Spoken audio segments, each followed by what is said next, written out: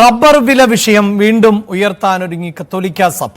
Rubber വിലയുടെ കാര്യത്തിൽ സർക്കാർ വാക്ക് പാലിക്കണമെന്നും റബ്ബറിന്റെ താങ്ങുവില 250 രൂപയാക്കണം എന്നുമാണ് ആവശ്യം. കത്തോലിക്ക കോൺഗ്രസിനെ മുൻനിർത്തി വിഷയം ചർച്ചയാക്കാനാണ് സഭയുടെ നീക്കം. വിഷയത്തിൽ പ്രക്ഷോഭം സംഘടിപ്പിക്കുമെന്നും കത്തോലിക്ക Congress global director father Philip Kaveel പറഞ്ഞു.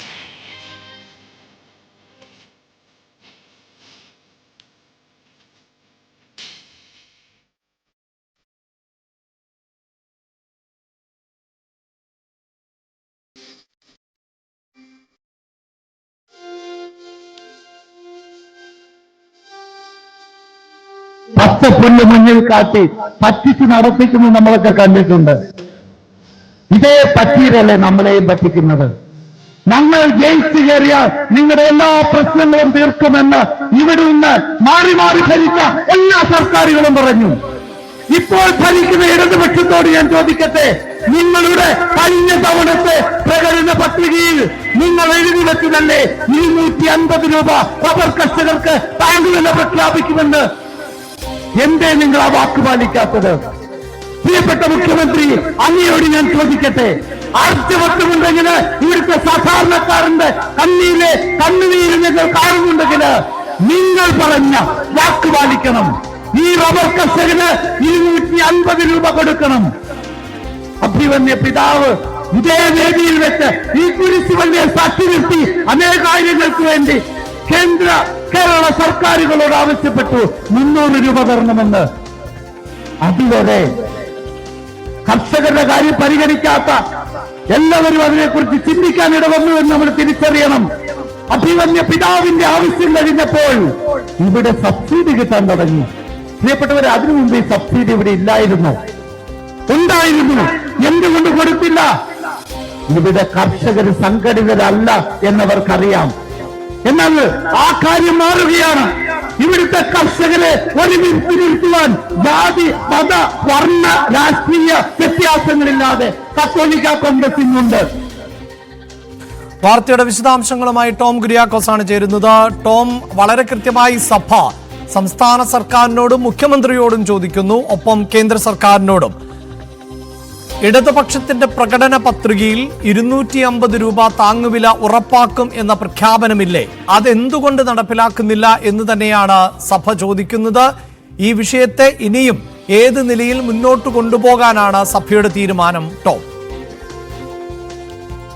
അഭിലാഷ്, വിവിധ കാർഷിക വിഷയങ്ങൾ ഉന്നയിച്ചുകൊണ്ട് കത്തോലിക്ക കോൺഗ്രസ് തലശ്ശേരി രൂപതയിലെ ആലങ്ങോട് സംഘടിപ്പിച്ച കർഷക റാലിയോടനുബന്ധിച്ച് നടന്ന പൊതുസമ്മേളനത്തിലാണ് കത്തോലിക്ക കോൺഗ്രസിന്റെ global director father Philip Kaveel ഈ വിഷയം, റബ്ബർ വിലയുമായി ബന്ധപ്പെട്ട വിഷയം വീണ്ടും ഉയർത്തിയിരിക്കുന്നത്. അതായത് റബ്ബർ വിലയുടെ കാര്യത്തിൽ സംസ്ഥാന സർക്കാരും കേന്ദ്ര സർക്കാരും വാക്കുപാലിക്കണമെന്ന് ഫാദർ ഫിലിപ്പ് കവീൽ ആവശ്യപ്പെടുന്നുണ്ട്.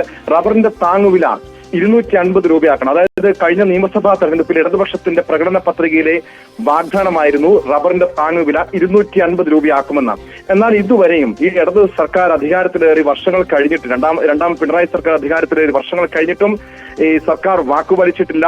മാത്രമല്ല, കേന്ദ്ര സംസ്ഥാന സർക്കാരുകൾ റബ്ബർ കർഷകരെ ഉൾപ്പെടെ വഞ്ചിക്കുകയാണെന്നും ഫാദർ ഫിലിപ്പ് കവീൽ തുറന്നടിക്കുന്നുണ്ട്. റബ്ബർ വിലയുടെ കാര്യത്തിൽ പ്രക്ഷോഭം സംഘടിപ്പിക്കുമെന്നാണ് കത്തോലിക്ക കോൺഗ്രസ് മുന്നറിയിപ്പ് നൽകുന്നത്. മാത്രമല്ല, തലശ്ശേരി രൂപതയുടെ ആർച്ച് ബിഷപ്പും സീറോ മലബാർ സഭയുടെ സിനഡ് സെക്രട്ടറിയുമായ മാർ ജോസഫ് പാംബ്ലാനിയുടെ സാന്നിധ്യത്തിലാണ് ഫാദർ ഫിലിപ്പ് കവീൽ വീണ്ടും ഈ റബ്ബർ വിഷയം ഉയർത്തി കാണിച്ചത്. നമുക്കറിയാം, ഒരു വർഷം മുൻപ് മാർ ജോസഫ് പാംബ്ലാനി റബ്ബറിന്റെ വില 300 രൂപ ആക്കുന്നതുമായി ബന്ധപ്പെട്ട് അദ്ദേഹം നടത്തിയൊരു പ്രസ്താവന ഒരു രാഷ്ട്രീയ വിവാദമായതാണ്. പക്ഷേ ആ വിഷയം വീണ്ടും ഫാദർ ഫിലിപ്പ് കവീൽ ഉന്നയിക്കുന്നുണ്ട്. കാരണം അന്ന് മാർ പാംബ്ലാനി ഉന്നയിച്ച ഈ റബ്ബർ വിലയുമായി ബന്ധപ്പെട്ട് ഉന്നയിച്ച വിഷയത്തിന് ശേഷമായിരുന്നു റബ്ബറിന്റെ താങ്ങുവില സംസ്ഥാന സർക്കാർ 10 രൂപ ഉയർത്തിയത്. നിലവില് 180 രൂപയാണ് റബ്ബറിന്റെ താങ്ങുവില.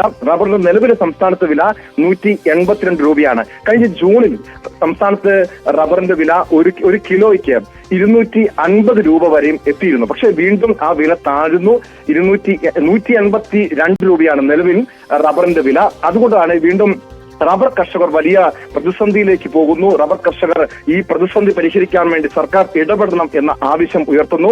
കത്തോലിക്ക കോൺഗ്രസിന്റെ നേതൃത്വത്തിൽ കത്തോലിക്ക സഭ റബ്ബർ വില ഉൾപ്പെടെയുള്ള വിഷയങ്ങൾ ഉയർത്തിക്കൊണ്ട്, വിവിധ കാർഷിക വിഷയങ്ങൾ ഉയർത്തിക്കൊണ്ട് സംസ്ഥാന വ്യാപകമായി പ്രക്ഷോഭം സംഘടിപ്പിക്കാൻ ഒരുങ്ങുകയാണ്. മാത്രമല്ല സംസ്ഥാന സർക്കാരും കേന്ദ്ര സർക്കാരും റബ്ബർ കർഷകരെ, അതായത് ടോം നേരത്തെ സൂചിപ്പിച്ചതുപോലെ സഭ ഇതേ വിഷയം രാഷ്ട്രീയമായി തന്നെ ഉയർത്തിക്കൊണ്ടുവന്നിരുന്നു. റബ്ബറിന്റെ താങ്ങുവില 300 രൂപയിലേക്ക് എത്തിച്ചാൽ ആരും ഞങ്ങൾക്ക് അതൃപ്തരല്ല, ആരെയും പാർലമെന്റിലേക്ക് അയക്കാൻ ഞങ്ങൾ തയ്യാറാകുമെന്ന് പറയുമ്പോൾ അത് BJP-യോടുള്ള ഒരു ആഭിമുഖ്യം, അല്ലെങ്കിൽ BJP കേന്ദ്ര സർക്കാർ അതിന് തയ്യാറായാൽ BJP അംഗങ്ങൾക്ക് വോട്ട് ചെയ്യും എന്ന തരത്തിലൊക്കെയുള്ള ഒരു രാഷ്ട്രീയ ചർച്ചകൾ കേരളത്തിൽ ഉയർന്നു വന്നതാണ്. ഇനിയിപ്പോൾ മുന്നിലുള്ളത് തദ്ദേശ തെരഞ്ഞെടുപ്പ് അടക്കമാണ്.